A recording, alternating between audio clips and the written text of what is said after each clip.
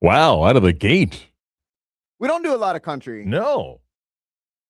Joe DiMessina. There you go. Nice. You got the song? It's Heads Carolina, Tails California. Nicely done. I thought this would have stumped you. We actually played this during batting practice at UCF. Oh, really? Well, no, actually, Carolina. Cole Swindell's got a song, She Had Me at Heads Carolina. Okay. That song's played, but I learned of this song through that. They play the Cole Swindell. Okay. Anyway. So, happy Double Shot Tuesday. I think this is challenging today. We've got a few. Yeah. It's good ones artists that are known by their three names. This is in honor of John Bon Jovi coming back performing. Almost 5 years, 4.5 years, didn't perform, had throat surgery, and did 9 shows at Madison Square Garden. By the way, Kurt from Maxine's Sunshine was at one of the shows. Oh, nice. Yeah. And specified solo artists, not bands. Correct. Solo. Well, yeah. Or the artist is just known by their three names. Okay. That's the theme for Double Shot Tuesday, 50857. Got a lot rolling in already. Well, that's good. I thought this might be challenging. Happy Tuesday to all. Chris, how are you? I'm great, Mark. How are you? I'm fine. Pretty good. Pretty. Pretty. Yeah. So, all good. Kind of a quiet Monday. You know what I'm starting to do? Do a football prep. Nice. I'm excited. 50 days. Do almost a position each day. Okay. For UCF. Just study, deep dive, pick up a few notes and things like that and everything. And, kind of get that itch. Nice. So yeah, not that far away. We'll chat today. Matt Michelle's going to join us for his weekly visit. We'll get some interesting thoughts from Matt and a whole bunch of things going on. I teased this a little bit yesterday, and I think they'll do this soon. The Magic will announce how you can watch their games locally this year because FanDuel's gone, or whatever the heck we were calling it, and Bally and Sun Sports, Sunshine Network, and all the different names. And the Magic will announce a local deal. I think I have an idea who it is, but that's it after this year. Because the NBA would like to make you go to a streaming portal to access your local broadcast.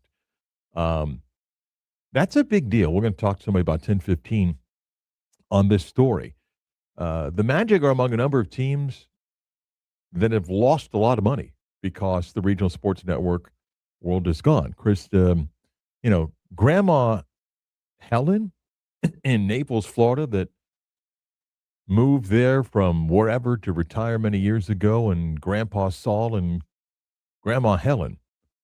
And maybe Grandpa Saul moved on years ago, and Grandma Helen never watched a Magic game her life. She still paid for it because she paid for that channel. That's how the cable model was. And that's how pro teams in this state made a ton of money. That's gone. When the Magic lost a big revenue source as the regional sports network went away. And replacing that money is not possible this year by any means. And they're interested in what the next model is going to be because the question is, how much would you be willing to pay to watch your team on a nightly basis? It ain't anywhere near the amount that they made money on because you had basic cable and paid for that like you did all the other channels that maybe you didn't watch. So it's an interesting story. It's been under the radar. We'll get to that about 10:15 on the show today. Day 2 of the SEC propaganda is underway in Tampa. Was I a bit harsh? Huh? Was I a bit harsh on the bridge? No, not at all. Not at all. Yeah, I said the same thing, maybe not as aggressive about the Big 12 and the ACC. It's just, it was so obvious yesterday of the talking points that the league wanted to make clear about scheduling, about comparing stadiums and all that stuff. And every conference does it. And listen, when the Big 10 gets together, they're going to brag, and rightfully so. They won their last 3 national championships. So they should brag. Mm-hmm. And I mentioned yesterday about the breakaway talk and everything. It's just, at times, it's comical. That's why I got a little bit too animated about. Well, if the NCAA can't enforce their own rules, you guys didn't want to follow your own rules. What are you talking about? You endorsed the quarterback whose eligibility expired to go to court to get another year of eligibility. You didn't step in and say, no, that's not going to happen in this league. You embraced it. Well, like, what the hell are you talking about? Anyway, all that and much more coming up on the program for this Tuesday. But first, here's everybody's favorite segment. It's almost like an unwritten rule that when you become a father, you become king of the bad dad jokes. What is Forrest Gump's password? One Forrest one. Are you ready to laugh? We know at least one person is. Here's CB's dad joke of the day. Oh, that's so great. Liquid Death energy drink today. I already have my Celsius. Now I gotta. Vasquez at free sponsorships every day. Hey, maybe someone will catch on. Never know. This one's a good one. Mark, why does it take longer to run from second base to third base? I don't know, Chris. Why does it take longer to run from second base to third base? There's a shortstop in between. A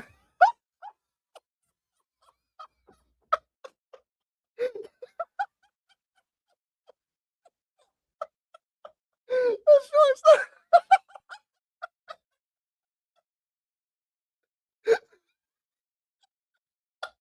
Stepped into that one.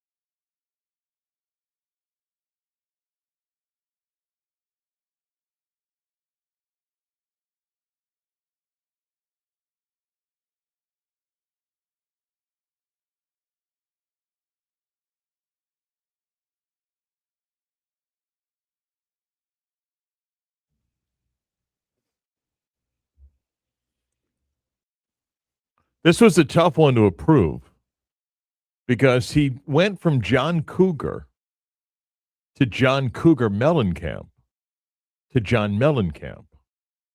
But there was a period of time that he was known as John Cougar Mellencamp. Is he more known for John Cougar Mellencamp or just John Mellencamp?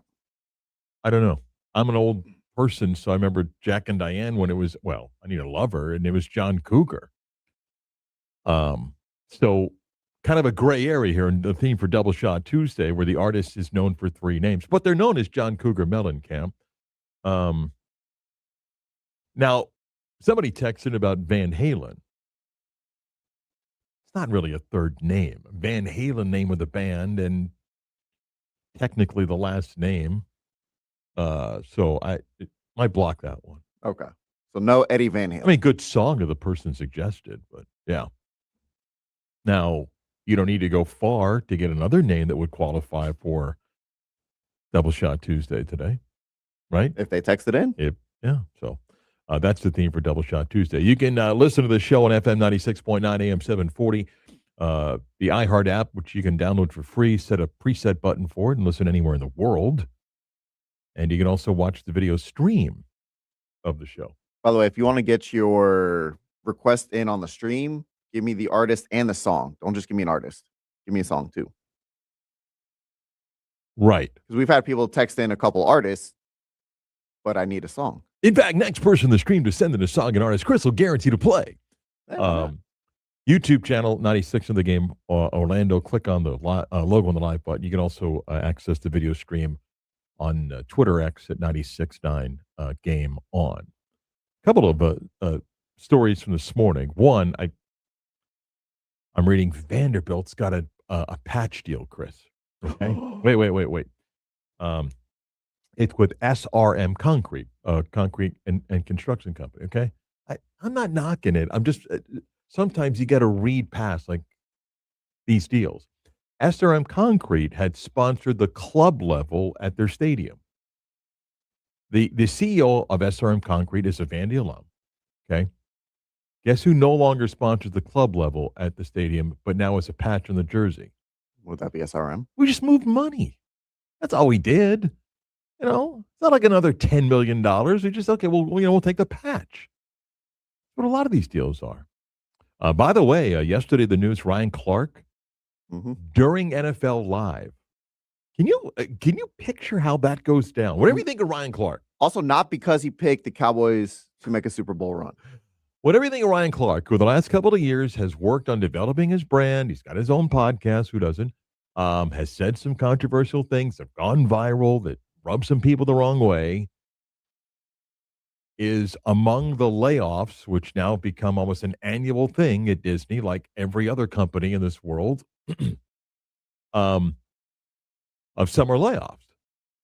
And apparently there were media reports. I think The Athletic was first. Andrew Marchand was first to post it. And then ESPN was getting calls from media people to confirm, and they didn't want Ryan Clark to learn about his future via text. Somebody might say, dude, do you know what's going on? So during a commercial break, they told him what was going down. He left the show. They finished the show without him. And then what we call post-edit, posting the show as they do, took him out. But still posting clips of him on the show. That's correct. And he's supposed to be today. And at least I saw one tweet. HBCU conferences are doing a group media day today. Historical Black College Universities are doing a group media. He's supposed to be the host. By the way, sponsored by ESPN. So awkward, right? So that happens during the show. Why not at least let him finish the show? Because the thought is he's on set. The show's live. And someone's going to text him. Okay, and say, I get that, but I mean. No, he chose to leave, apparently. Okay.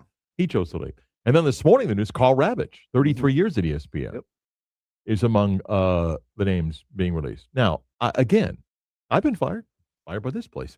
It ain't easy. With Ravitch, and dude's got 2 months left of the baseball season. You couldn't let Carl Ravitch do, I think ESPN has like 6 broadcast left of baseball. Couldn't let Ravitch finish the baseball season? The hammer drops? Like, nope, got to go. He did the Mets-Phillies game last night. Mm. Yeah. Great broadcast. You're fired. Yeah. Yeah. Business is ruthless. Tough. Yeah. Tough, man. So I don't know the other names, but you were asking me and during a break before our show started. And at ESPN, the most important on-air personalities at ESPN in order for them is Stephen A., Pat McAfee, and he's a close 1A. It's that. Greeny because of what he's paid and the resources they put into that show, and Scott Van Pelt. That's it. The rest of the analysts and talking heads, it's like a salad bar, and it's the toppings. I'm not saying that there aren't talented people. It's just like Carl Ravitch comes off of Sunday Night Baseball. Oh, I'm sorry, they don't have Sunday Night Baseball. The few games that they do, NBC's got Sunday Night Baseball. They replace him with someone very adequate, and the audience is going to be cut in half because Carl's not doing the game.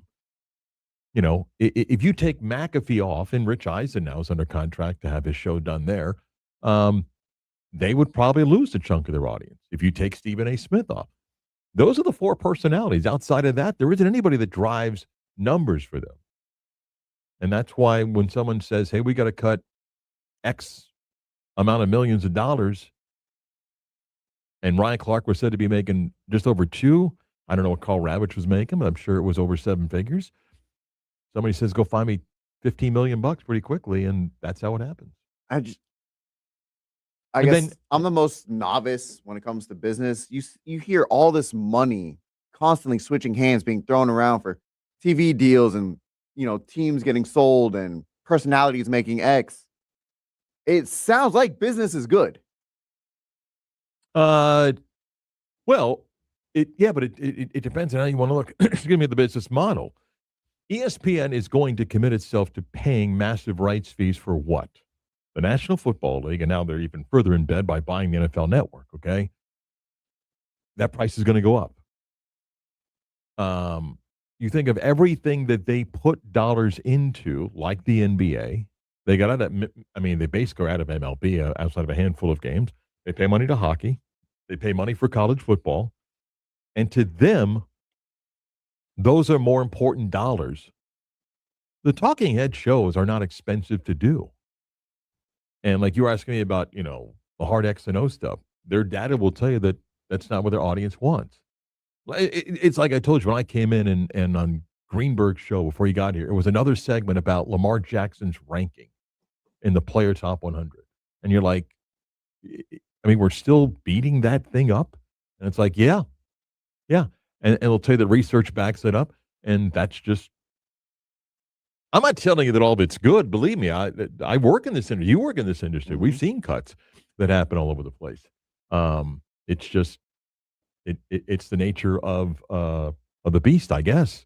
I want to go back and I want to play something, Chris, if you can turn me up here. 10 o'clock hour, WY, Jim Orlando, WJR, HD2, Cocoa Beach, Orlando sports leader. Marc Daniels in the beat of sports. I played earlier on the bridge the clip from Game Over podcast with Max Kellerman and Rich Paul. And anybody can have a podcast. I joke my mailman's got a podcast. Actually, I have a mail woman. Most days. Very nice lady. The podcast exists for what reason? Marketing, essentially. Well, no, it's branding for Rich Paul. Yeah.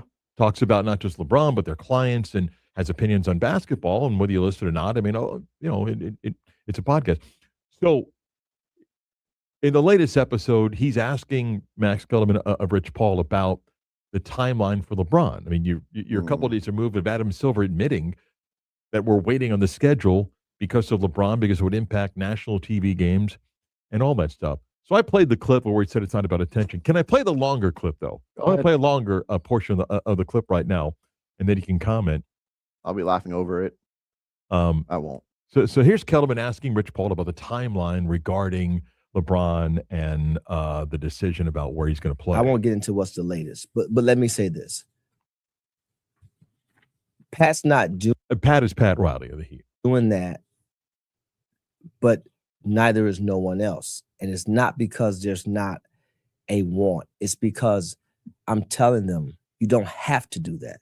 Hasn't made his mind. We don't need what people are trying to perceive to put out there on all these other shows, and you got the older guys saying what they think. No one, I'll say it again, none of these people know anything. Nobody knows nothing. And I say that respectfully because we haven't made it to where anybody knows anything. But let me take your temperature on something. Sure. But let me finish Okay, first. go ahead. Let me finish. So I think it's important for people to understand we're not making this about attention and a spectacle. That's Chris's favorite line, by the way.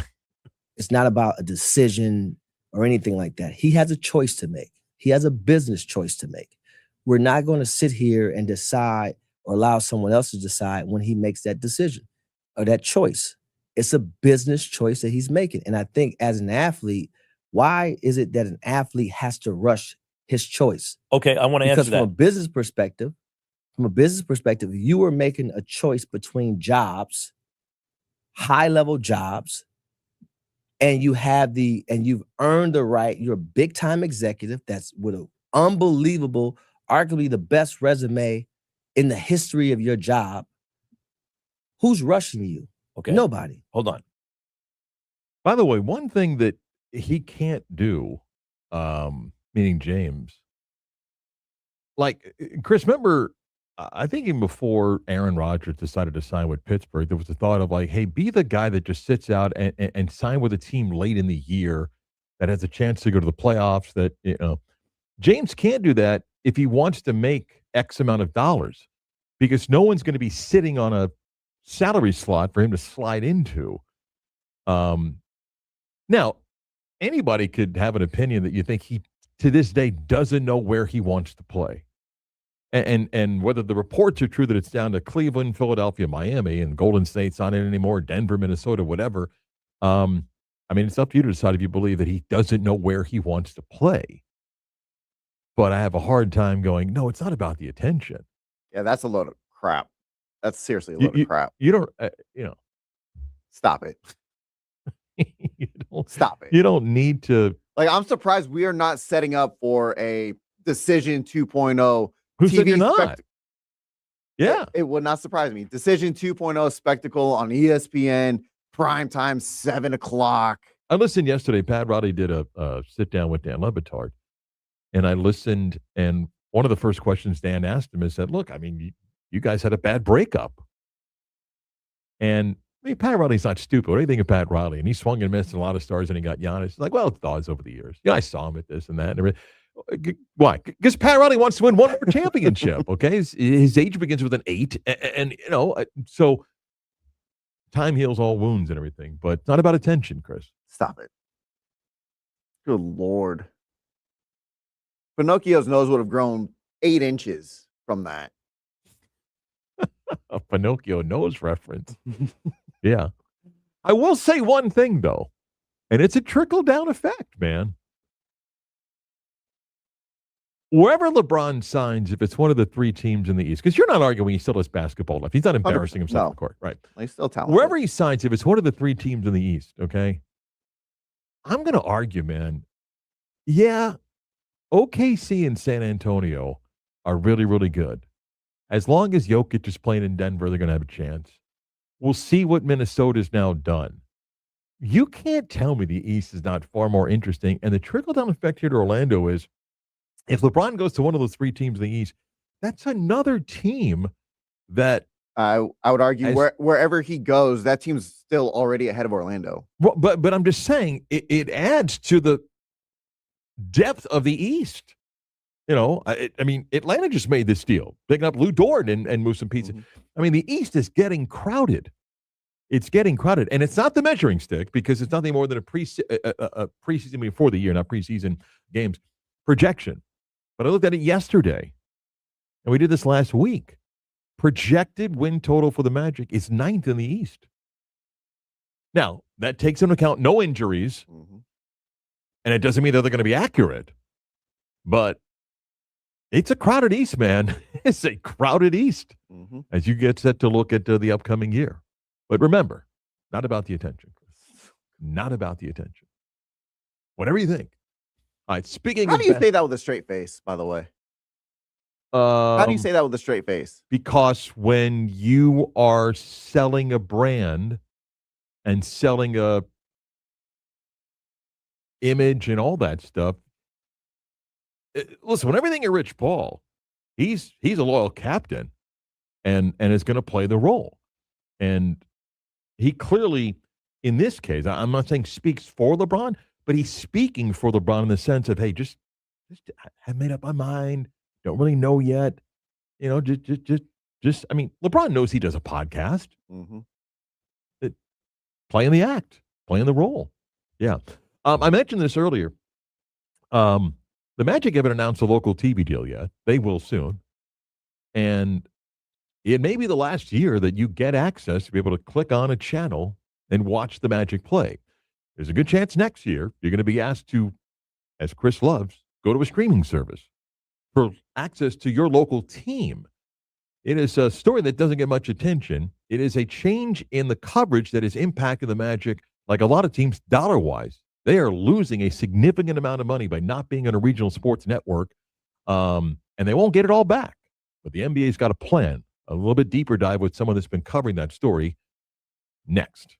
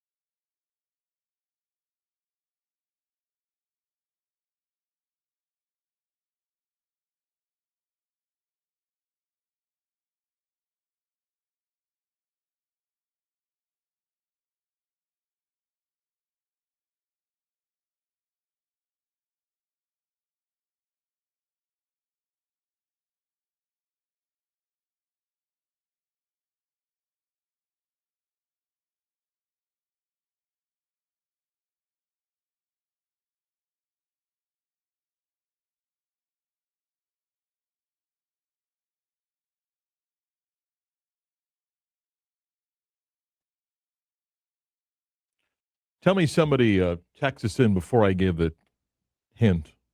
Yes. All right. Double shot Tuesday theme in honor of John Bon Jovi performing again. It's artists that go by 3 names. Well, have you seen him lately, David Lee Roth? Ooh, Looking rough? tough. 50857, the text line for Double Shot Tuesday. So I mentioned before, as we get to our guest here, that probably very soon the Magic will announce a local TV deal. Think of an idea who it's with, but it'll be with one of your local stations and that secondary channel to get access to Magic games this year. But that is likely going to change next year as the TV landscape has changed for the NBA. Our next guest has done a deep dive into what's going on, and Drew Lerner, who writes for Awful Announcing, joins us to talk about it. Drew, thanks for joining us. Good morning. How are you? Mark, how you doing, man? Thanks for having me on. I got you, Drew. You there? Drew, you there now? Yeah, I am right here. Can you hear me? Yeah, yes. Thank you for joining us. I want to start here. A little bit of background for the audience. The old model used to be, hey, I got basic cable, and I get all these channels. I don't watch 90% of my channels, but my sports teams are there. And people may not realize that the retired grandmother in Naples, Florida, was paying for Magic basketball games in a way. What happened to that model that's brought us to where we are today? Right. I mean, it is exactly what you said. Local sports used to be subsidized by the people, like the grandmother in Naples, that never watched the Magic but still subscribed to the cable bundle. But now, we're down from, maybe 100 million households had cable back in 2012. We're down to maybe $65 million or 65 million households. So you're talking about these channels that are, the most lucrative in the bundle, right? They're able to charge the most money to distributors like DirecTV or Comcast. And every single person that was subscribed, all 100 million households, were paying into those channels. Now you're down a third of your customer base. A lot of these channels are being pushed towards higher tiers. So, no longer are you forced to pay into these channels now you have to subscribe to a more expensive tier. So now there's even fewer people paying for the channels, and that trickles right down to the teams where they're no longer getting the same level of media rights that they once were. It's a significant number for the Magic. It's an 8-figure number. Same deal for the Heat that those teams no longer have. Okay, so where are we now? Because the NBA's got an idea. Maybe it's a little bit like the model that MLB's done, but they're a little bit further ahead. So what's the NBA's plan? What does Adam Silver want, and when does he want this? Yeah, so by 2027, 2028, Adam Silver wants to roll out what the league is calling an aggregated or a centralized local rights hub, where as many teams as they can get on board, they would like to aggregate those local rights and sell them to a streamer like Amazon or Netflix or Apple or whoever, ESPN, whoever would want to buy this service. Because at the moment, as you laid out perfectly, Mark, 13 NBA teams this offseason were looking for new home for their local rights. Main Street Sports Group shut down, which ran the FanDuel Sports networks. Most of those teams for this one interim year will be going to local over-the-air channels, right? But at a much reduced cost. These teams are often cutting their media rights fees by about 70% compared to what they're getting from the traditional regional sports networks. So the goal for the NBA, by aggregating these rights together and selling them to a big streamer, is to maybe recoup some of that lost revenue that was once possible under the old cable bundle, and now hopefully can be recouped by streaming. Let me ask you to help our listener and viewer of Magic games. If we go to the streaming model, one, they're assuming, okay, now I got to go pay for this streaming model. Do I get access to every game, or am I just getting my local team? Well, it'll be similar to what you would see now, where most Magic games would be available on whatever the local broadcaster is. So this year it'll probably be an over-the-air channel. But national games, if ESPN wants to show a Magic and Heat game on national television, you would still have to go to ESPN for that. Or if NBC picks it for a Tuesday night game, you'd have to go to NBC for that. So you're not going to get all of the games. You'll get the same games you would locally, but you're still going to need, Peacock, Prime Video, ESPN. And I got to buy the league pass then and get access to everything, right? It's not just my local games. If I want to see out of market games, I got to buy the league pass, right? They're still going to want me to do that.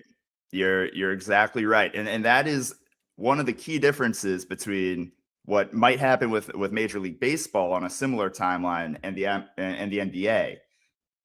The NBA has already sold its out of market package to Amazon through 2036. So, if you want those out of market games, you have to go subscribe to Prime Video, the NBA League Pass.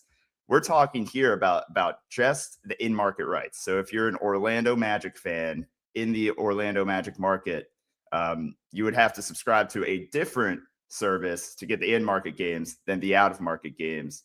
Major League Baseball, on the other hand, could very well potentially bundle those together as part of their new collective bargaining negotiations that will happen following the season. They might try to get the in-market and the out-of-market onto one platform.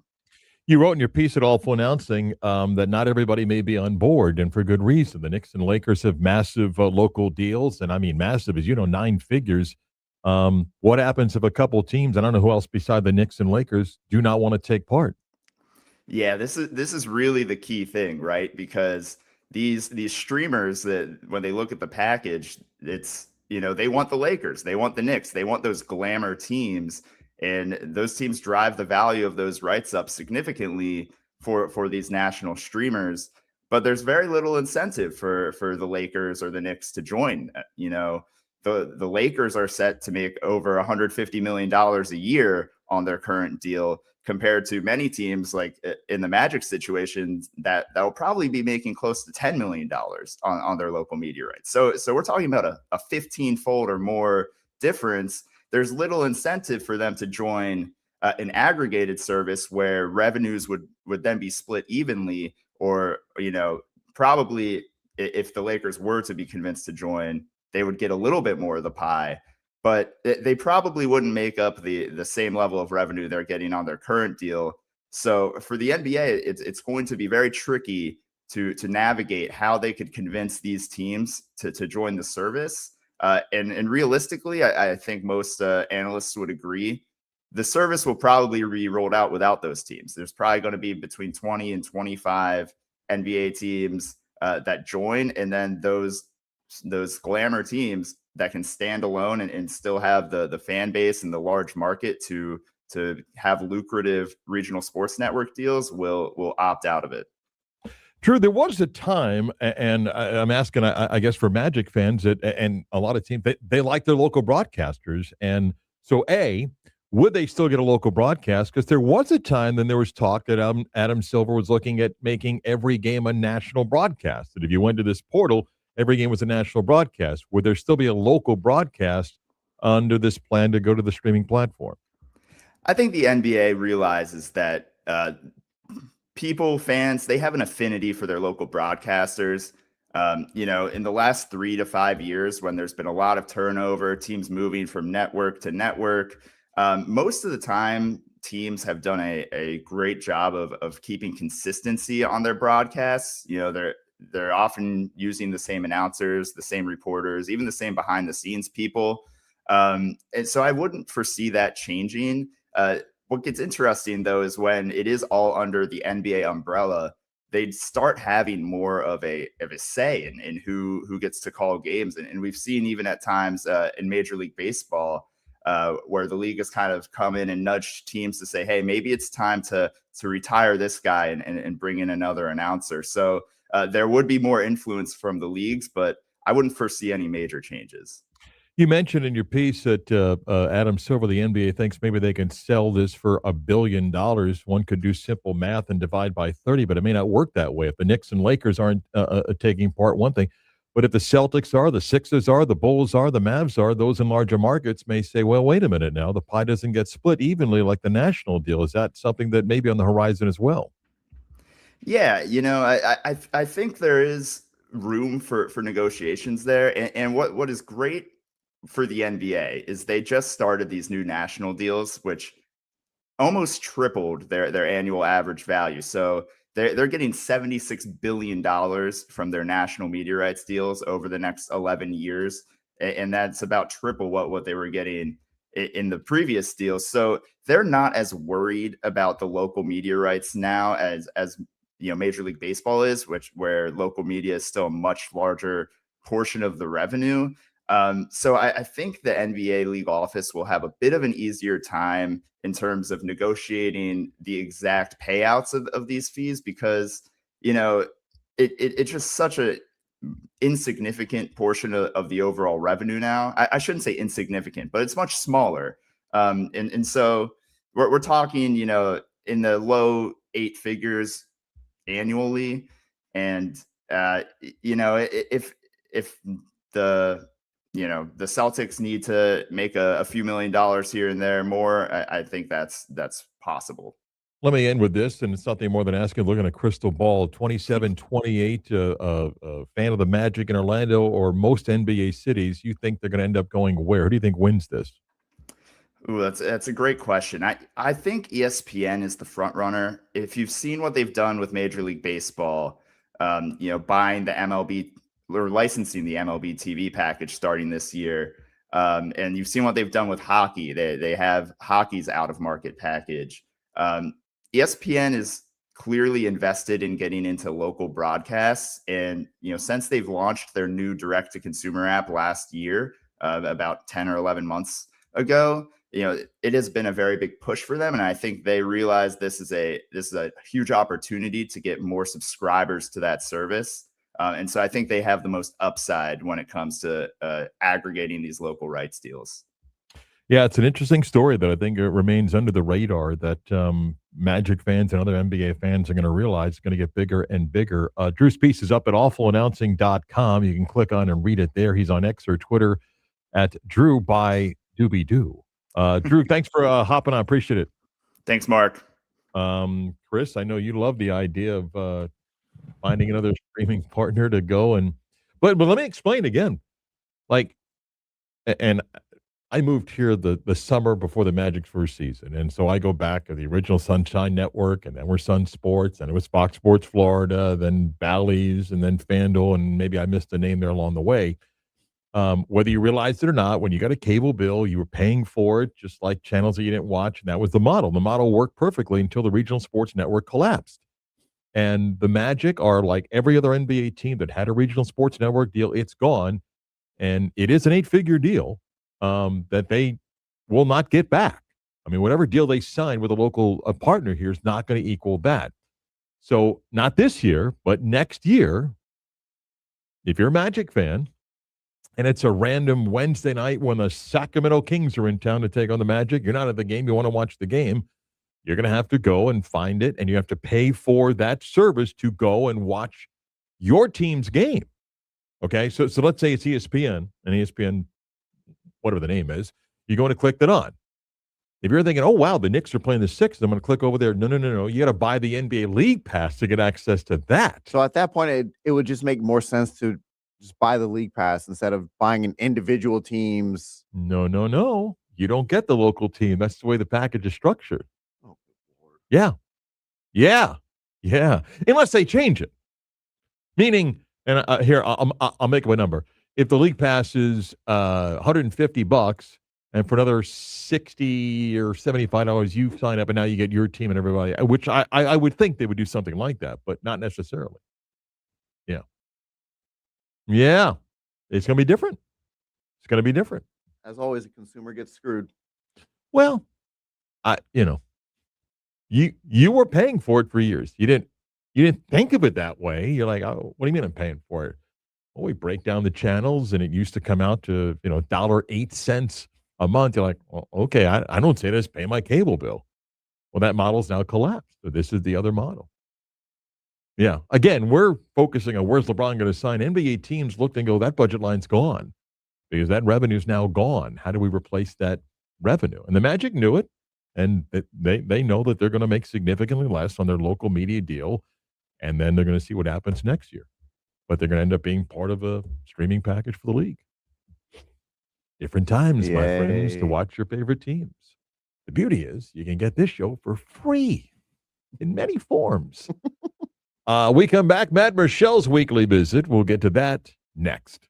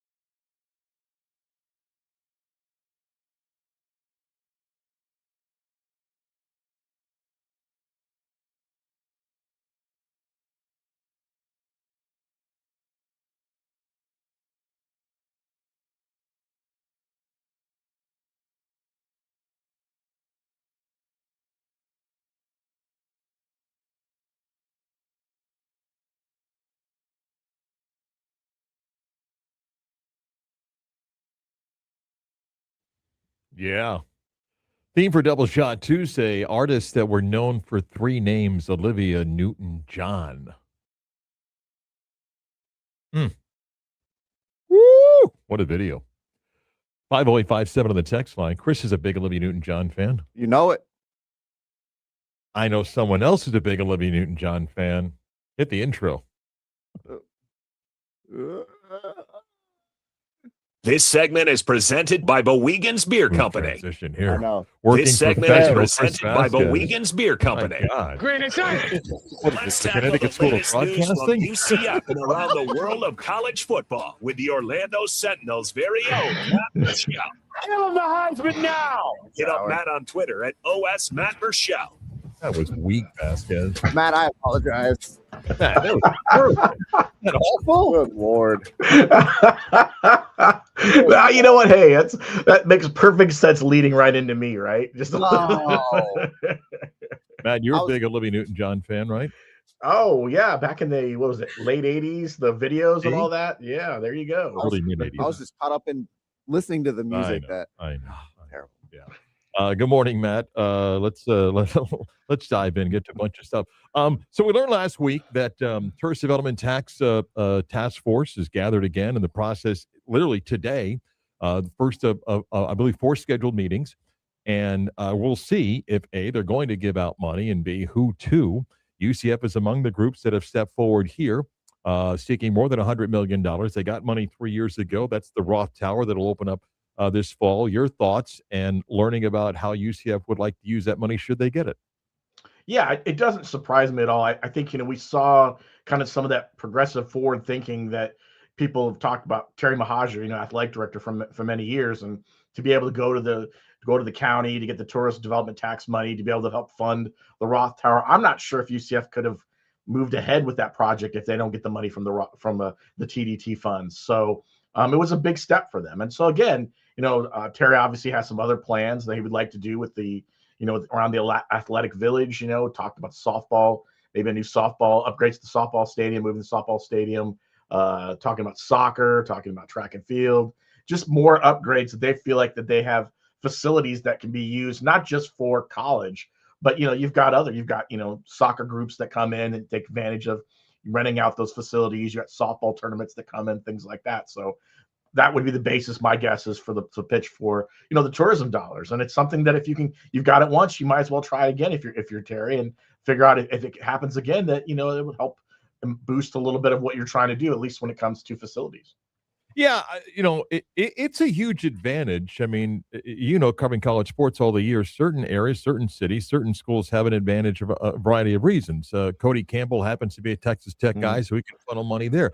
Okay, UCF happens to be in Orlando, arguably the tourist capital of the world, and there are dollars that, they have an opportunity to get. And as you said, UCF wouldn't have raised $90 million to build that tower. Would have taken such a long time, and here's an opportunity again. So it's an advantage that they have, and why not jump at it? And we'll see. I don't know what the task force will do, but I know that UCF was encouraged by the county to come back and ask for more money. So we'll see what happens here, because it could be a big boost for them. Let me pivot to something else. You can have an online, a video go viral and everybody goes crazy. Well, there's a video out there of Alonzo Barnett throwing a football, man. He's got some zip on the ball. He's doing different drills. But that a lot of UCF fans were frustrated by not seeing Alonzo go through spring ball. I had a chance to chat with him both on and off air in Frisco, the Big 12 meetings. But I know a lot of UCF people are like, oh, so what does a little video of Alonzo Barnett mean to you? Well, it just shows that it looks like it looks, again, taking from a snippet of a video, he looks like he's on point. He looks like he's where I guess you would thought he would be with going into spring ball, where if he had been healthy, I think there would have been an opportunity for him to showcase that. And I get why fans are excited about that. Listen, you want to see your starting quarterback out there doing the things that he does. And again, this is, as I mentioned before, this is an investment, a financial investment by UCF. So you want to make sure that everything is working out well, and it looks like it. And based on the history that UCF has had at quarterback, especially recently, it's always an encouraging sign to see the quarterback out there doing those kind of things. So he looks good. I think Alonzo, getting into fall camp, everything I've understand is Scott Frost has said he expects him to be out there, and I think it's going to be encouraging for UCF because, not having him out there in spring, I think there were a lot of nervous people wondering was this gonna come back to bite us again, or was this gonna be something that was gonna hurt them? And so it's encouraging to see him out there, and everything he's talked about and other people have talked about, it looks like he's on point. Yeah, I mean, I trust a few people that either are coaching or even those that might be in the roster that just said it's a different zip on the football. It's just a different dude. And I'll ask you this: going into the season, assuming health for everybody, is he the second best starting quarterback in the state? Yeah. Oh yeah, for sure. I mean, it'd be based on what he's been able to do. Darian Mensah, right? Yeah, for sure. Mensah's done. Yeah, I mean, Munson's done some good things, but I mean, Barnett is going to be the one I think a lot of eyes are going to be on, because I think they want to see. They saw what he did the last couple of years at James Madison. You see him he takes his team to the college football playoff last year, and they play against Oregon. I think there's a lot of encouraging signs about that. And I think you'd like to believe that. Listen, if UCF has a solid performance out of its quarterback, which it hasn't had in the last couple of years, not to take anything away from some of the guys who were banged up and injured, but if they have a strong performance from the quarterback position, I think better things happen for this team. I think this team has a better opportunity to put up some points offensively. They've got more pieces now around the quarterback position than they had a year ago. And I think there's an opportunity there to showcase himself. So he is by far the most important piece that you want to see out there, and seeing able to perform like that. And I think outside of Mensah, I think he's probably the second best in the state.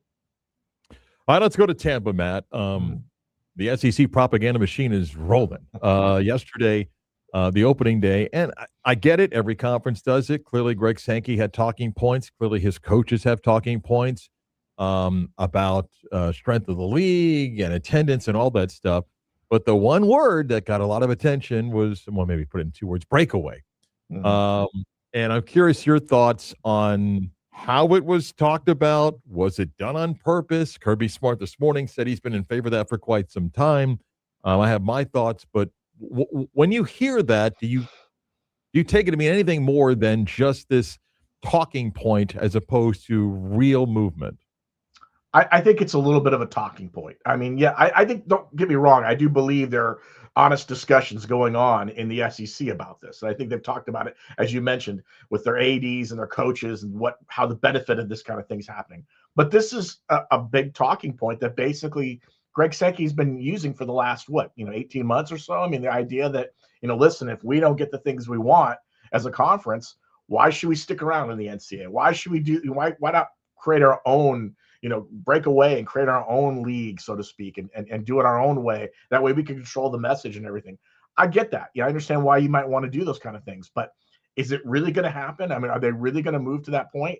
This to me seems like a threat more directed towards the government side of things. Like, come on, everyone get that bill passed through so we can get college athletics fixed and everything's going to be fine, but they wanted to do it their way, not the way that that's being proposed. So, but I don't even know what that way is, Matt. And I say that, and on the bridge earlier today with Kelly, I brought this up, and I played the Heather Dinich clip. I played the Greg Sankey clip, and other stuff. Breakaway for what? You don't want rules. The rules in place now. It's not the NCAA's fault. They go, well, they can't enforce their own rules. You have a quarterback in your league that went to court to get an extra year of eligibility. You didn't step forward and go, hey, we're not going to do that game. Mm-hmm. So you can pick on the Big 12 or the NCAA with Sorsby, but I still don't get what they want. Like, I agree on their part about pooling media rights in the Protect Sports Act. I agree with them on that. But governance, what do you not have now? I mean, there are rules that you can choose to not go to court to challenge. I'm just confused on this. And I say this, you want to leave. Remember, you don't play in the NCAA basketball tournament. Go ask Todd Golden if he's okay with that. I mean, you think Todd Golden wants to tap out of the NCAA basketball tournament? He's got his best team, and that's a team that won a program that won a title 2 years ago. You don't get that. You don't go to the College World Series. You don't go to the softball College World Series. What are you talking about, breakaway? Yeah, I think honestly, it's a threat. It's the nuclear option, so to speak. About like, okay, if this is the worst case scenario we're going to break away. Now, again, when the average person hears that, they think, oh, okay. But as you just pointed out, there's a lot that goes with breaking away. But there's no coach I can imagine any basketball coach, softball coach, baseball coach, whatever, that wants to hear, okay, you're not going to be involved in any of these championships. You know what I mean? And how is that going to help your recruiting? I mean, you're not going to, unless you create your own tournament, which you think is going to be anywhere near like that, it's not going to happen. So I think let me ask you, let's say, let's dance in this fantasy world. They break away, self-governance. And somebody says, okay, now in football, we're going to have a $60 million payroll and a $40 million floor. Who polices that? Who stops the rogue boosters at LSU that say, screw that? Or at Texas say, we're not doing that. We're going to have a $100 million payroll. Who polices that? Yeah, exactly. I don't understand what their point is, but exactly. No, you're right. I mean, exactly. So who steps up? It's not like there's a plan there where, okay, if this happens, how everyone's going to fall in line with that. It's not going to happen. I mean, I just think, but I think the SEC wants to say, listen, we're still the big dog here in the discussion. We're going to kind of throw some things out there just to kind of shake the tree, so to speak, and see what happens. And, I think people are getting tired of it. I mean, like you said, there are people right now who are like, hey, if you're going to do it, do it. There are ADs and other conferences outside the SEC, like, you're going to do that, do it. Just go ahead and do it, but see what happens. And I don't think anyone wants to do it. I don't think Greg Sankey really wants to do it. I think he just likes to throw that out there just to kind of nudge and remind people, look who we are. We're the SEC, and we're, not a lot of people are talking about us in this way. And so we're going to show you that we're serious about what we're going to do. We'll see what happens. Who's to blame for what now is the rising number of contracts to play Power 4 games, non-conference rising? Yesterday, LSU and Arizona State, that deal's done. The SEC says, hey, because we went to 9 games, so we have more of these. I thought the whole idea was, hey, we got a playoff, strength of schedule is going to matter. And now because we're playing 9th conference games, schools are breaking contracts. Who's to blame? I thought these were good for the game. I thought we wanted to see this, and we weren't going to penalize, Texas and Ohio State for playing in September, but more of these are getting canceled now. Yeah, well, because you got coaches right now looking at their schedules going, oh, wait a minute, I don't want to play 10, Power 4 opponents. I don't want to play, I wanted my strength of schedule to count, but I also want to have that occasional game to go in there that's going to help us, win and boost. I mean, coaches are just built like that way. They're not, as much as you want to play the best, you don't want to play 12 Power 4 games. You want to play, you'd like to have some opportunities to maybe get your team slowly get themselves ready to go to get into that schedule. So I think some of this is some of these games were put forth 30 years, 20 years ago. It seemed like there were so much in advance. A lot of these opponents are put together in advance, and I think that's hurt them. And I just think now the conference, the athletic directors and coaches are looking around saying, I don't necessarily want to play that tough of a schedule because we still think we're a strong league. We still think we can win in this league, let's say the SEC.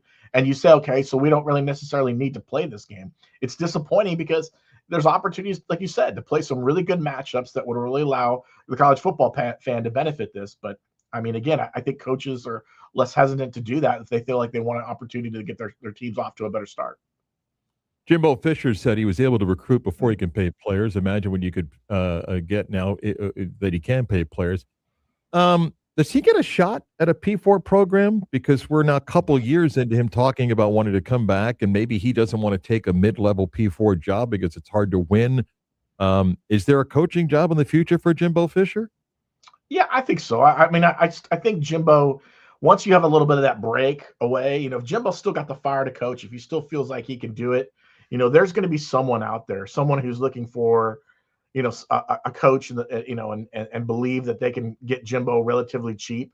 Again, he's got, he had over $75 million, when he left Texas A&M. It's not like he's hurting for the money. It's more about opportunity. Is there going to be someone out there who believes that Jimbo can come in and find a way to win games? He does have a good record. It's not like he's unproven. It's just, the way things finished out, at Texas A&M didn't finish out the way he wanted to. But I think eventually there'll be someone who has Jimbo on their list. If they feel it'll be maybe if it's they're not looking to pay a lot of money, or maybe they feel like they want to get a big name hire, he's going to be out there. What that job's going to be, it kind of remains to be seen, because we've seen a lot of movement over the last couple of years.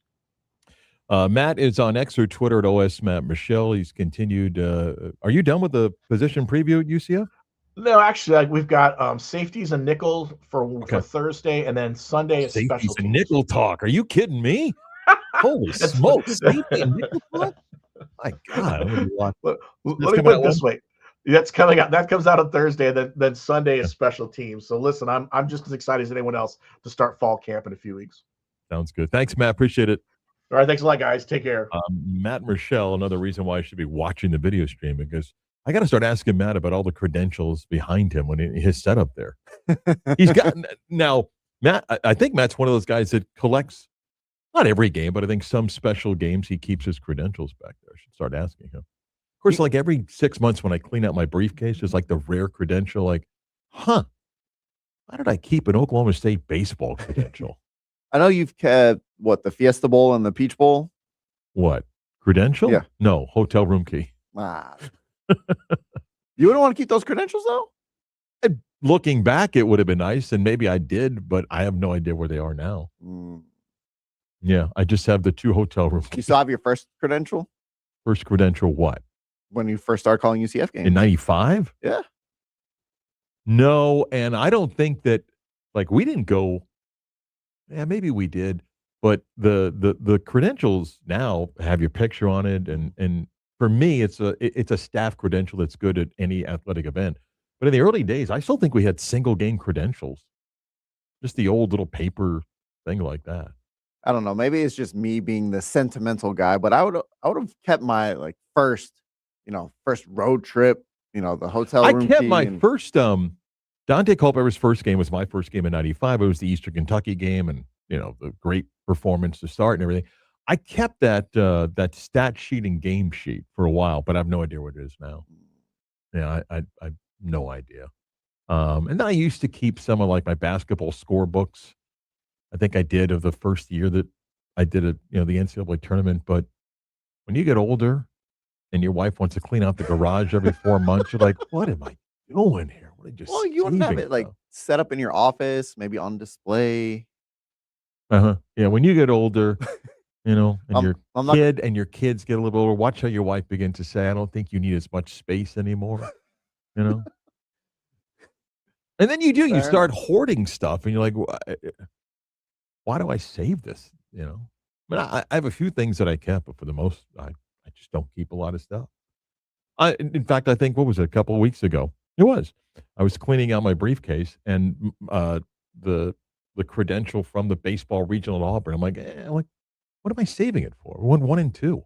I mean, not like we got to the super regional or something. Like, whatever. So, on the mark, off the mark in the 11 o'clock hour. We come on back. The news kicks off the 11 o'clock hour next.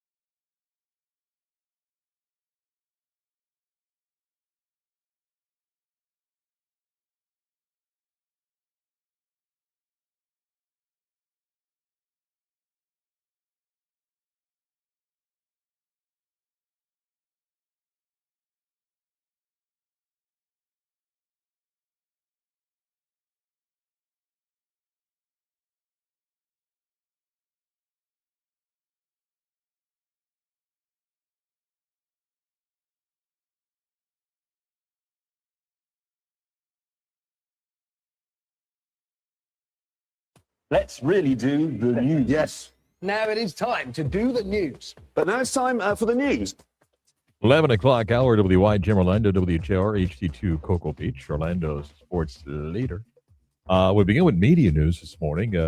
Yesterday, people learned about ESPN beginning layoffs, and Ryan Clark was the name that was notified during NFL Live because news began to break of his name being on the list of layoffs. Carl Ravitch had been at ESPN for 33 years and had been their main baseball voice. Did the Mets-Phillies game last night and was among the layoffs announced today. Tom Pelissero covers the National Football League, among the names being let go. Tough day. Tough day. Baseball, last night, the Red Sox won their 14th consecutive game. They beat the Orioles by a score of 6-5. The Rays won. The Yankees won. So the race continues in the American League East. Rich Paul says he's not going to be rushed into a decision regarding LeBron James, no matter what Chris says. You got that, Chris? Yep. My opinion matters. Let's see. What else we have here for you? Iowa and Kansas will play a exhibition game this fall, the Field of Dreams ballpark in Dyersville, Iowa. You can play other teams in fall ball. That's kind of cool, to play there. The Phillies and Twins will play the Major League Baseball Field of Dreams game on August the 13th, and the throwback uniforms were introduced yesterday. Well, we talked about it briefly yesterday, Chris. With the World Cup being played at a number of NFL stadiums that usually have turf, grass fields were required for the World Cup. The National Football League Players Association took notice and is asking the NFL, hey, catch any of these games at these these stadiums?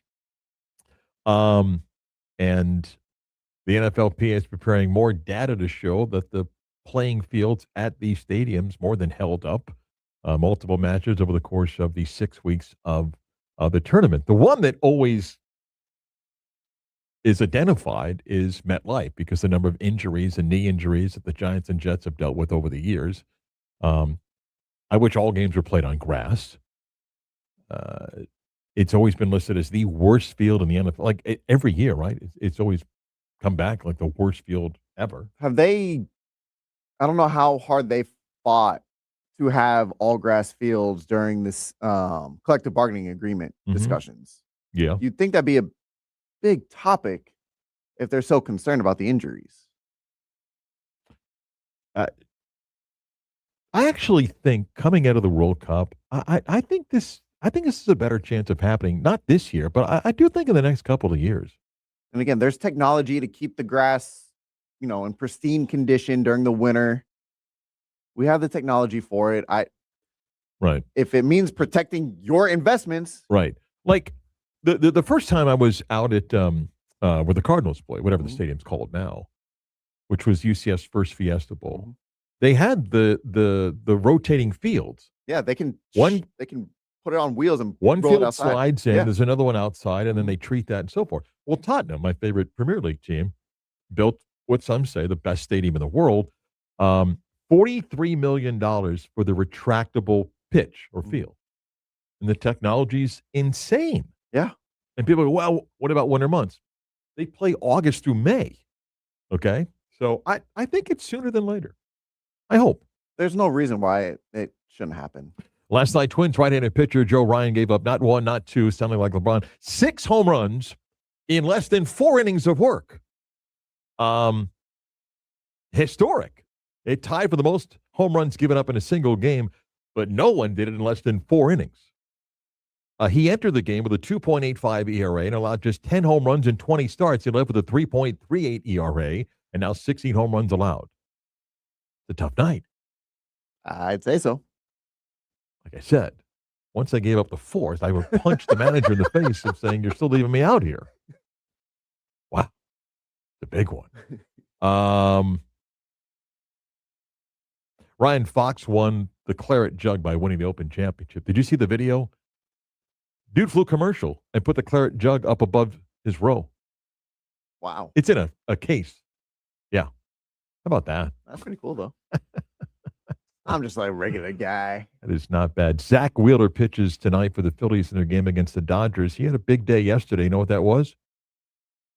Tell me. Sold his New York City apartment for $26 million. Wow. Yeah. Homeboy apparently made an $8+ million profit. Good for him. Not bad. Good for him. Not bad at all. And what else do we have? Yeah, that's it. That's latest in some news. We got a few more camps opening up with more rookies showing up at the National Football League, and we got a preseason game now. And how many? Is it 3 weeks or 2 weeks from Thursday? That'd be 3 weeks from Thursday. Yeah, 3 weeks from Thursday. I think. When's the Hall of Fame game? 6th. So what's the Hall of Fame game? Did you type in August 6th? August 6th. Yeah. Oh, that's it? Yeah. Oh, we're 2 weeks from Thursday then. Mm-hmm. Yeah. Right there, baby. How about that? Right there. Football's right around the corner. On the mark, off the mark at about 25 minutes. When the Beat of Sports continues, you can access this show again, FM 96.9 AM 740. Please check us out in the stream on our YouTube page and also access that stream by going to 96.9 Game on Twitter. You can always listen on the iHeart app. Download it for free. Make it a preset button. We're back more with the Beat of Sports next.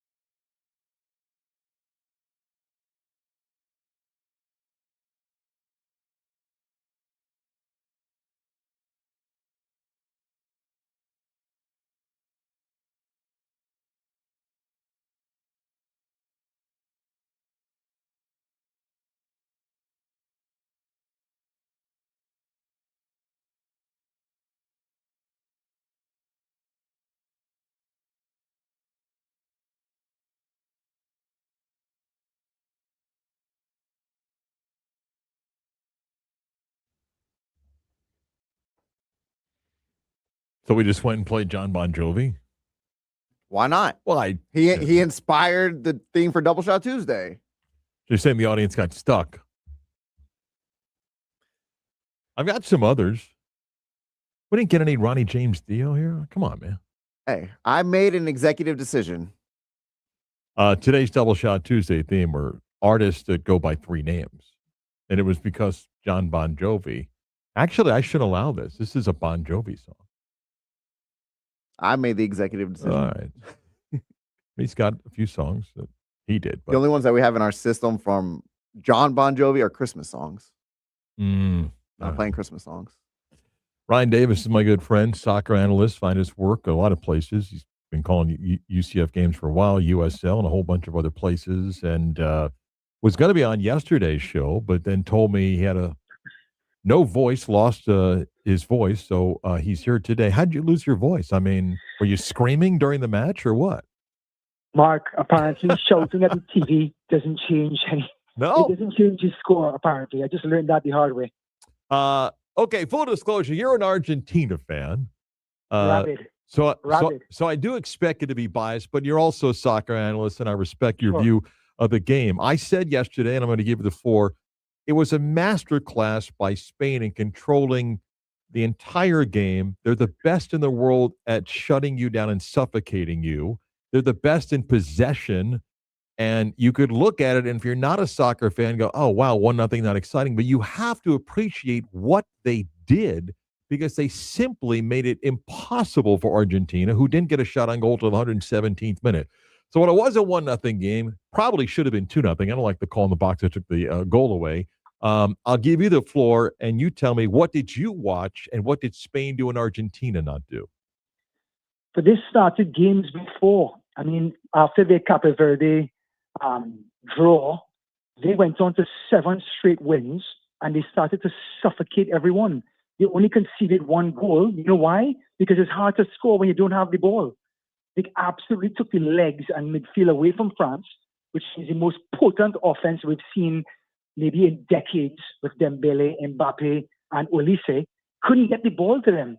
Lionel Messi, the greatest in his generation, you couldn't get the ball to Messi's feet. They literally dominated proceedings in the center circle. And I always use the analogy, it's American football. That's where the trenches is. That's the defensive line and the offensive line right there in the center circle. Spain took the legs out of there. 2 of the biggest teams they played against in France and Argentina by dominating the ball. Well, I'm going to ask you to be critical of your favorite team. How did Argentina not know that that was the strategy when even a novice like me can see that? And I do think, as great as Spain was, I thought Argentina was poor. Yeah, Argentina played well against England when they finally changed things around and they brought young Gio Simeone on the right-hand side to give them some width. They were too congested in the midfield, so they brought on a winger. They did the opposite against Spain. They brought on Nico Gonzalez on the left-hand side to give them width over there. However, with a 3-man midfield against 4 to 5-man Spain midfield, took the legs away from them. They brought in Paredes at halftime, and it was too late. Spain was in their rhythm and completely dominated Argentina. Let me ask you to step back and give me your thoughts on the tournament over 6 weeks. What did you like? What did you not like, if there was something? And what should we take away of this World Cup? I was proven wrong. I was one of the purists that said, no way you can do 48 teams across 3 countries, across an entire continent. Well, it worked. It was actually very competitive.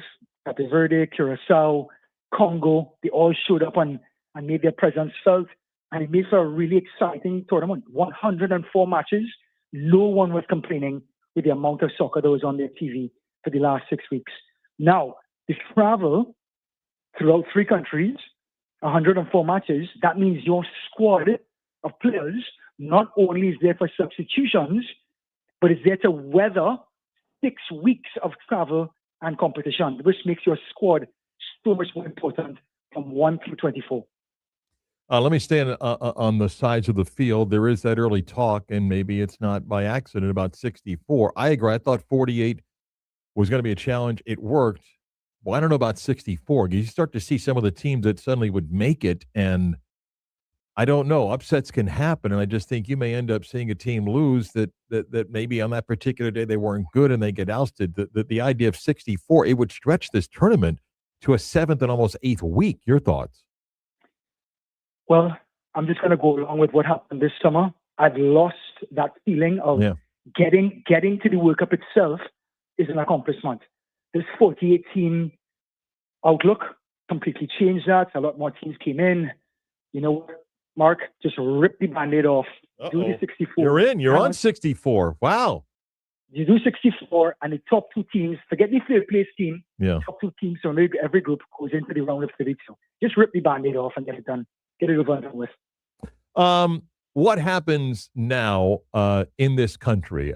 I've said this.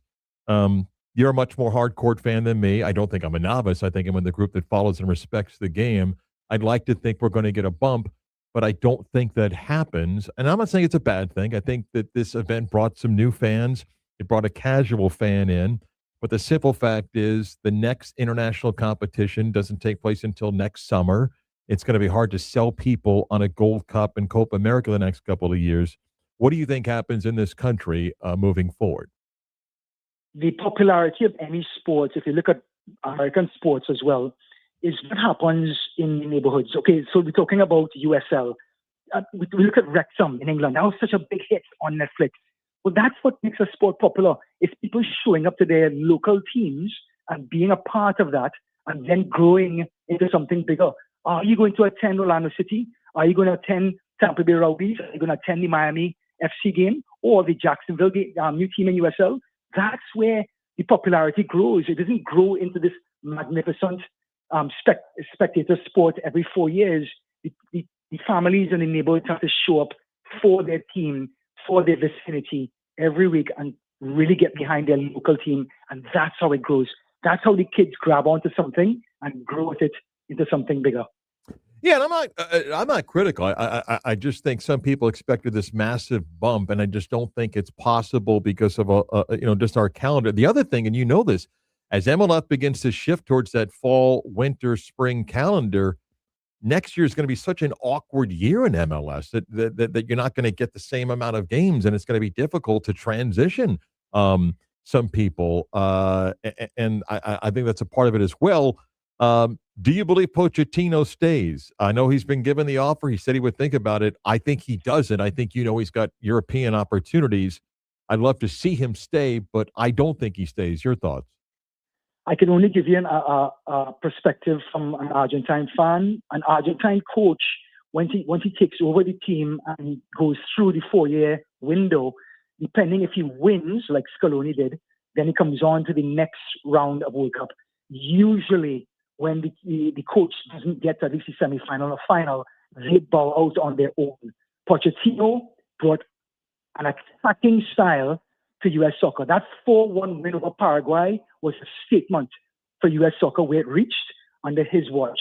Now, for his personal brand and his belief system as an Argentine, I think he bows out and goes to a club, maybe AC Milan with Pulisic. That would be an awesome story, by the way. But I don't think he stays. That's just my opinion. I don't think I've seen anything like I saw the second half of England and France in a third-place game that supposedly no one was supposed to care. Some people think, why can't every match be like that? Like, well, there's a lot of reasons why every match is not like that. But that was an insane 45-plus minutes of soccer for a third-place match, was it not? I love it. And I think that all third-place matches should be that way.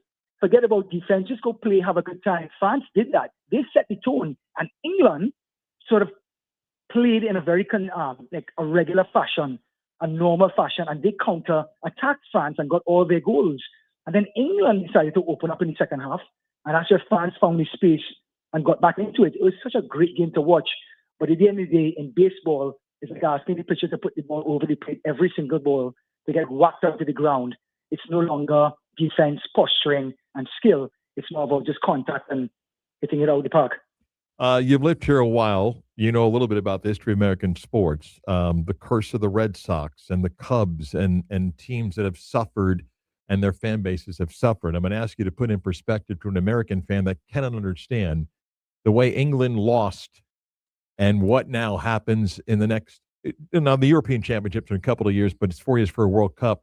What a defeat like that does to a country that had been waiting 60 years for a World Cup. Going to start with America first. It is so hard to get to the last four of a World Cup. So many things have to go your way. And not only go your way, your squad, you just mentioned the squad, how important it is. 1 through 24 has to be good. And everyone has to be able to step up in case of an injury, fatigue, or whatever the scenario of the match is, and absolutely execute with quality. We saw the drop-off of America against Belgium. We saw the difference in quality there. That has to be caught up. Now, England, Tuchel, I thought he was the right guy. I actually put money on England thinking they were going to win it because Tuchel is such a great X and O coach. He completely got it wrong. He did the same sort of scenario against Mexico, but yes, England were down to 10 men. They had to do that. They did it against Norway. Norway was completely fatigued at this point. We talked about the length of the tournament and the heat. They were burnt out. It worked. Against Argentina, back-to-back Copa America champions, current World Cup champions, number one in South American qualifying, finalissima champions. You cannot sit back against a team. And oh, by the way, Lionel Messi is finding space on the right-hand side because you backed off England completely. And I'm going to borrow a phrase from them. They bottled it. Absolutely. It was fun. It was an unbelievable tournament and a lot of great memories. Good catching up. We'll talk again soon. I appreciate it, Ryan. Thanks, Coach. Ryan Davis there and some soccer thoughts. Chris, it's funny. Every sport goes through this. We're talking about England play to not lose as opposed to winning. Mm-hmm. In football, we talk about a prevent defense. Prevents the win. In basketball, we say sometimes teams let off when they've got a big lead and can't put teams away. Mm-hmm. It doesn't matter the sport.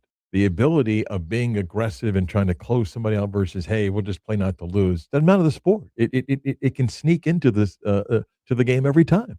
I don't understand why you would take your foot off the gas until the clock shows all zeros. Man, we don't want to make a mistake, though. If we turn the ball over, if we do this, then then they get a run out. Or in football, we don't want to keep throwing the ball. We can throw a pick, and they can return it pick six. It doesn't matter the sport.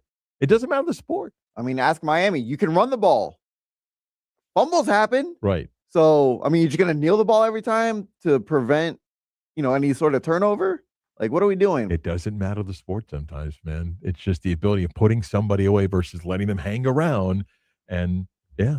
I mean, even the Spain-Argentina match, it was still 1-0, although one of the goals shouldn't have been whistled dead, but it was 1-0. And they still had a couple late opportunities. Like, got to put these guys away. Doesn't matter the sport. They'll creep up on you. Yep. On the mark, off the mark when we come back next.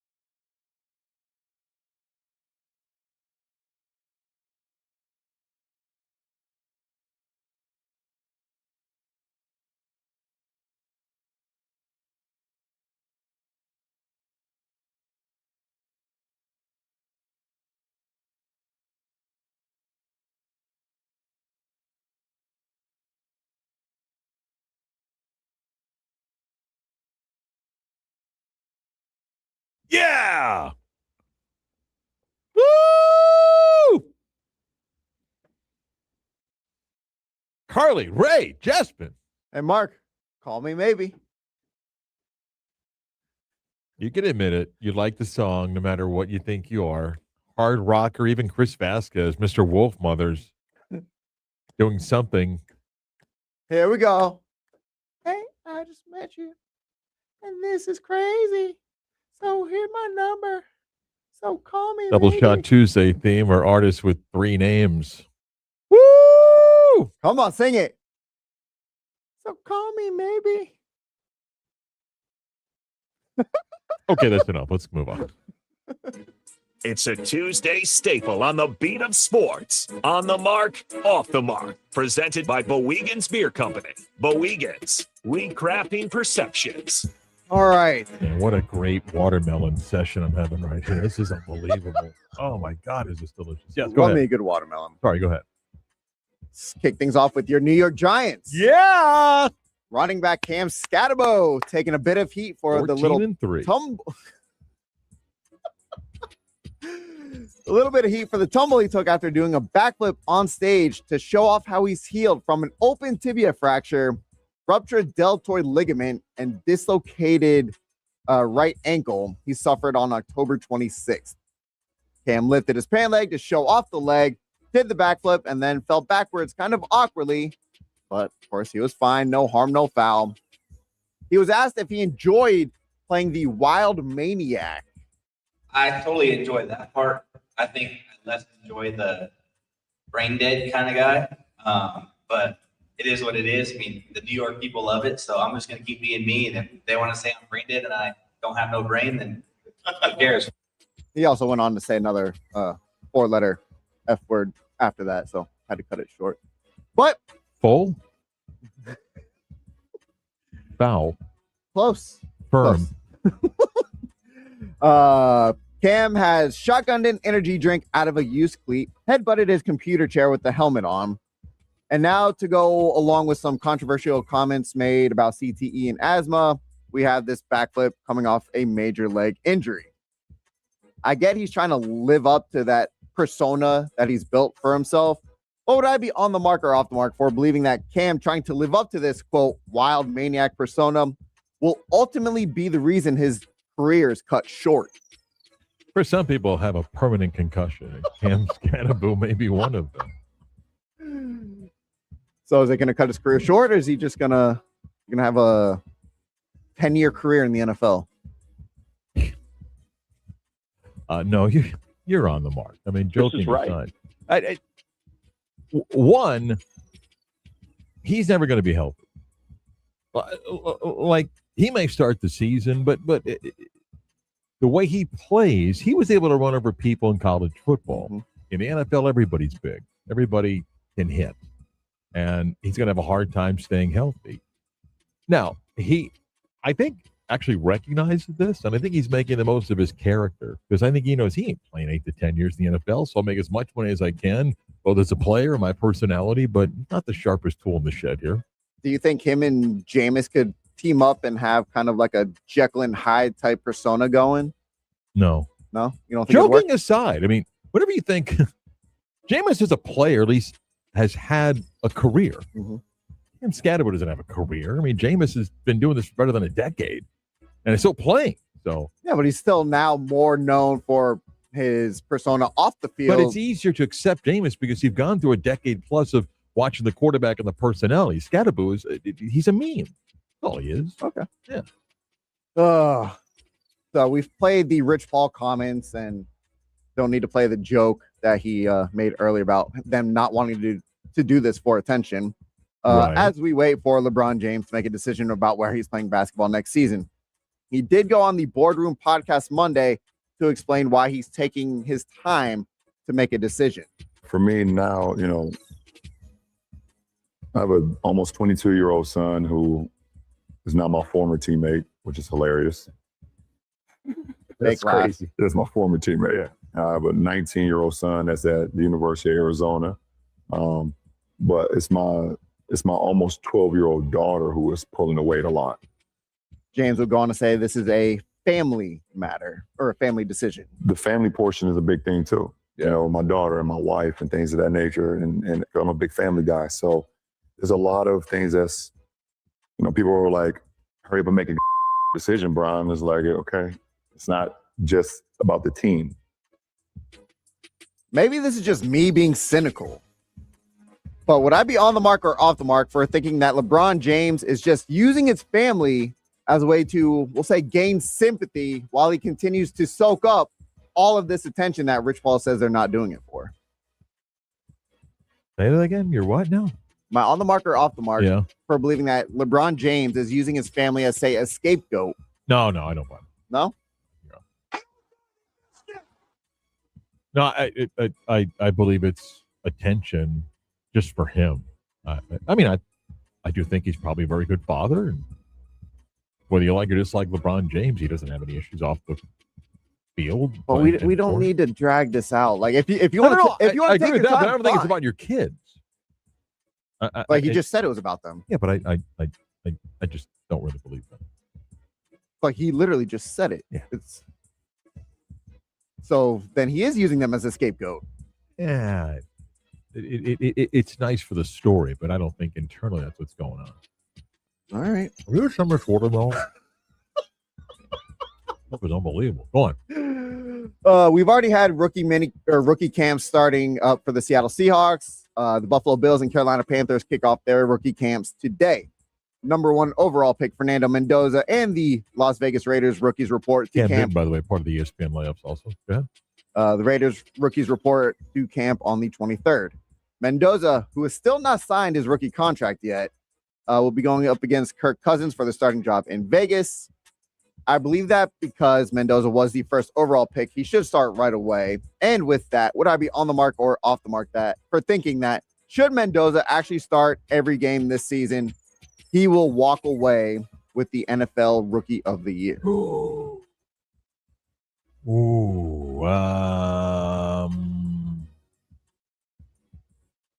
I'm going to go off the mark there. First off, I don't. Every time I hear a team talk about a redshirt year for rookie, it's classic offseason summer talk. Remember the Jaguars can do it with Blake Bortles. If he plays, though, I think I'll have a typical rookie starting season on a team that's not very good right now. I mean, he's not stepping into a playoff contending team, so therefore the numbers may not warrant a rookie of the year. So that's why I say no. I'm trying to think of an offensive rookie that would come in and light the world on fire to take home that award, because there's only essentially one quarterback that's really going to start, and we typically give these awards or award the awards to the quarterback. You're right. They get a big advantage, but I don't think the Raiders are going to win a lot of games this year. So I think it's hard. Like, let's say he ends up starting 14 games. Mm-hmm. If he's 4-10. But if he puts up the numbers, I mean, we've seen Dak Prescott light the world on fire. They still finished under 500 because the defense was so bad. Yeah, but you're asking a different question. I mean, Prescott's been doing it for a decade. I was talking about for a rookie that goes 4-10 and the interception to touchdown numbers. I'm guessing no. Do you have any concern? There's, I believe, 4 rookies that still have not signed their rookie contracts. All 4 quarterbacks, by the way.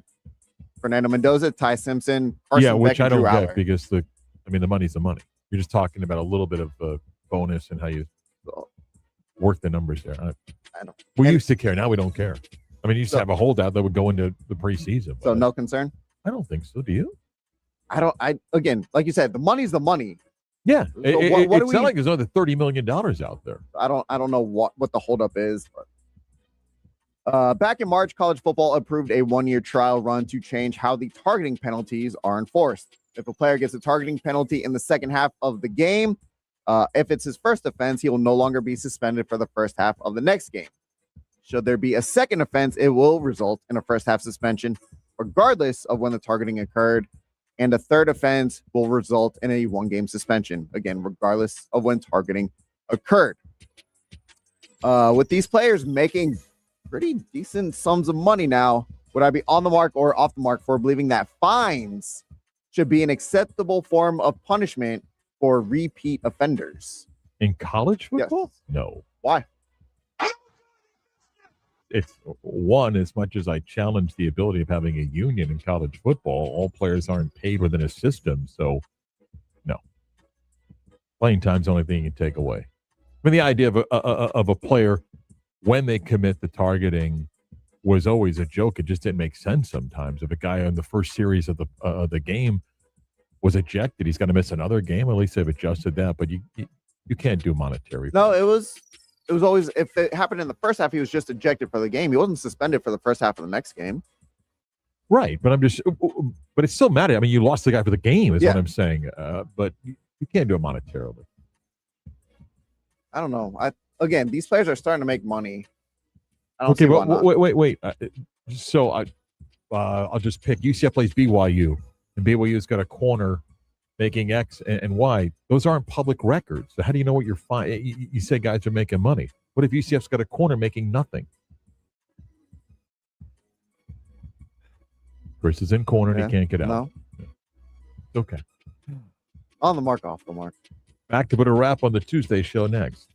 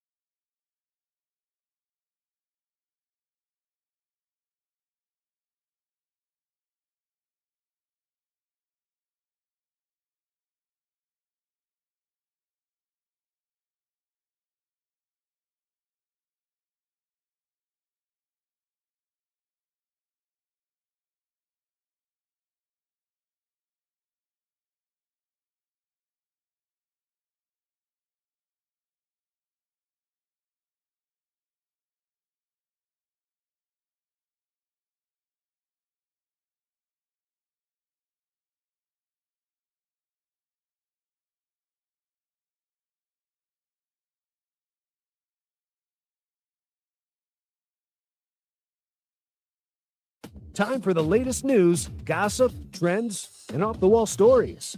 Trends. That's the craziest thing I've ever heard. Final TV numbers are not out yet for the World Cup final. There was a little bit of misleading information for those on Twitter. There was a report about Telemundo's audience being 22 million. That may be accurate. That's not the Fox audience. That's why the number looks like it's going to be north of 40, maybe closer to 50 million, which would be a really big number. But maybe by tomorrow, I think that number may get finalized. Let's see. What else do we have for you?